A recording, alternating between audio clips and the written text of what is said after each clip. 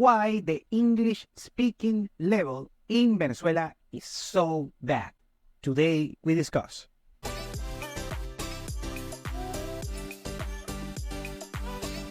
Welcome to Venezuela Insider, the only place in Venezuela for expats, digital nomads, entrepreneurs, investors, travelers, and related internationals. For more information, venezuelainsider.com. So today we are going to talk why the English speaking level and English proficiency level in Venezuela is so bad, is very difficult if you have the need of finding a Venezuelan that speaks English proficiently. You already know that is very difficult to find such individual in Venezuela, especially if you want an individual with a particular skills. Let's say you want a lawyer that speaks English fluently, or an accountant, or any kind of professional. Well, today I'm going to explain how it works in Venezuela. Now, before I start, I have to get off my chest something. Venezuelans represent around 8% of my audience here on YouTube and podcasts. And podcast is like 2% or something like that. And Twitter is like 10%, something. And actually, some of my loyal followers are Venezuelans. So shout out to you. Thank you for following the content. And actually, I appreciate a lot your support.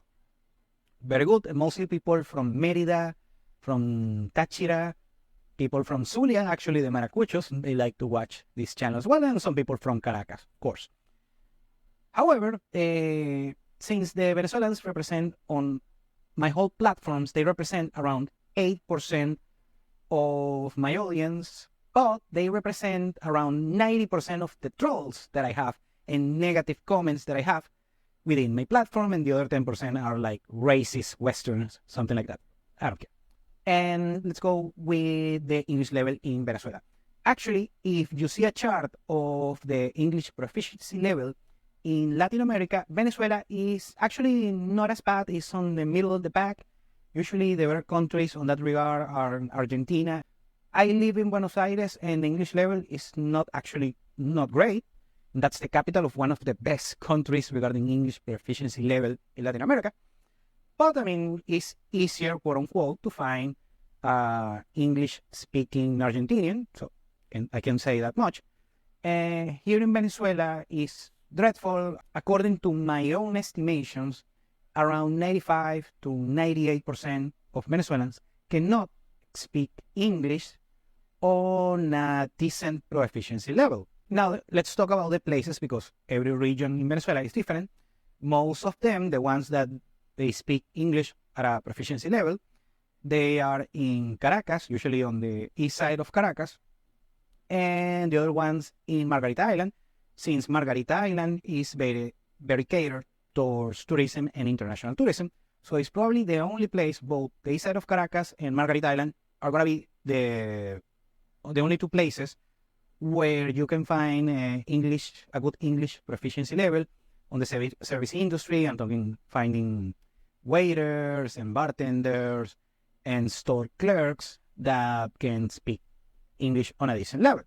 The rest of the country is next to impossible, including my hometown Lecheria, that it has a very dreadful English level. Well, what's the reason for that? The first thing is incentives. In many parts of the world, and even other parts in Latin America, you are incentivized, and Venezuela on a certain degree, you are incentivized that if you speak English as a Latino, as a citizen of each country of Latin America, you're going to have more opportunities in life. And I would say I don't want to say it's either yes or no. I mean, I do it. And it's not like I have much opportunities. Well, right now I have it. I have a business for internationals, especially for English-speaking internationals. Very good. But it's not going to be the case in Venezuela. Because in Venezuela, the probability of finding a good paying job, the chances are slim to none. Here's what happens. In Venezuela, in order to make ends meet and actually have a decent financial status, well, most of my fellow Venezuelans are going to say you have to be an enchufado, basically an oligarch of the government or a rich kid. And in 90% of cases, that's going to be true, actually. So I cannot discuss it. However, climbing a corporate ladder is basically not gonna be a choice here in Venezuela. If you do want first make ends meet and then become, let's say, decently financially successful, here in Venezuela it's gonna be throughout your own business, depending on the business, and your particular skills. And speaking English in Venezuela is not an advantage as much compared to other parts of the world because we have less internationals here in the country, especially Western internationals, compared to other parts Latin America like Panama or Mexico, or right now Colombia. And so you have way less opportunities regarding if you have a good English level in Venezuela compared to the rest of Latin America. I'm talking the more successful, economic successful nations in Latin America. Very good.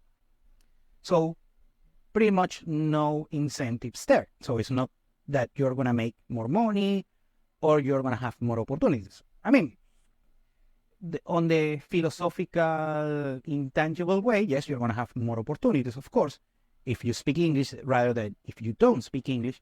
But afterwards, it's pretty much irrelevant regarding your financial status within Venezuela. Other thing regarding the incentives here in Venezuela is that compared to Western nations where your status depends on your skill. So something that I like about Westerns, especially Americans, is that you impress people is for what do you do rather than what do you have.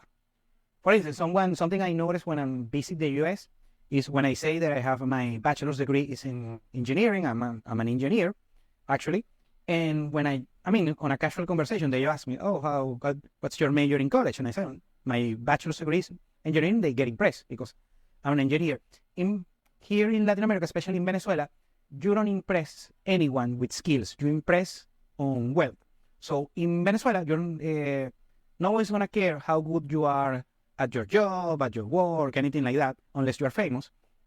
They care is on what you have, if you are financially successful or not. So if you are a dumb sack of potatoes, but you have money, you impress more on that way rather than being a very skillful individual that is not financially successful. And that happens a lot in Venezuela. A lot of very skillful people, very impressive people regarding their particular skills, they cannot leverage that in order to become financially successful. That's one of the reasons why many people migrate out to Venezuela and to another country, especially the United States.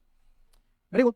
So speaking a second language or a third language here in Venezuela doesn't impress anybody. It is what it is. And I'm saying this with pleasure, of course, especially in my case that I do speak English. But you don't impress anybody because you can speak English, or maybe let's mention another skill like playing a guitar or an instrument, or being very good at a particular sport, unless you are a successful athlete, of course. So you're not gonna impress anybody by your skills. So that's why, other reason why most Venezuelans, they don't even care about speaking proper English. And the third reason is actually culture. And the best quotation that I can get from that is from one of my favorite authors, Nassim Taleb, big fan of Taleb. And he explains one of his books, I don't remember if it's in The Black Swan or Anti-Fragile, that he explains that one of the reasons that makes a society either rich or poor is the culture of its people. That when you have societies that punish failure a lot, those societies are poorer compared to societies where failure is either just, disregarded or not punished. Societies where you have a lot of entrepreneurs like the US, for instance, they know if you're an entrepreneur, especially a successful one, you know that becoming an entrepreneur takes a lot of failures before you start having success. That's one of the mindsets that they have in Silicon Valley, for instance, and other places in the world. Usually on Anglo-speaking nations is where they have this particular mindset. Meanwhile, societies, this is the case of Venezuela, by the way, they punish failure a lot. So let's say if you try to start a business and this particular business is a failure, people are going to criticize you a lot. And that's why a lot of Venezuelan entrepreneurs don't have the incentives in order to try again and try again and try again major businesses.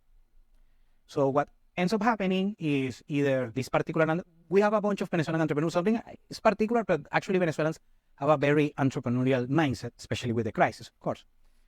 But Venezuelans, when they do entrepreneurship, most of Venezuelan entrepreneurs, 95%, do it with basic things like, I don't know, a burger joint or a clothing store. If they're women, like a hairdresser salon, something like that. Something very basic. Nothing special. And of course, we have IT guys as well. But trying a very particular risky entrepreneurial venture is very unlikely amongst Venezuelan society.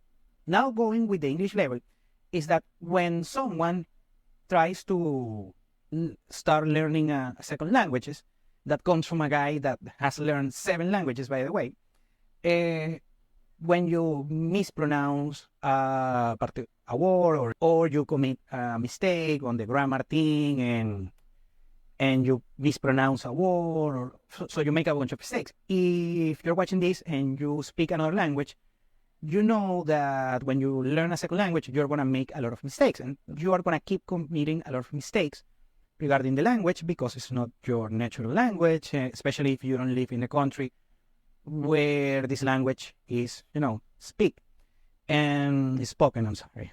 I mean, another state. And well, the point is that it happens. What I notice is that when I travel abroad and I'm learning the local language, they usually cut me some slack. And actually that's positive. It's a reinforcement because I can learn, I can fail, I can learn again. So I'm more motivated in order to try to engage in a conversation on a language that is not my own. And so it's basically a synergy, a compounding effect. The more you practice, the more you learn, and that kind of stuff.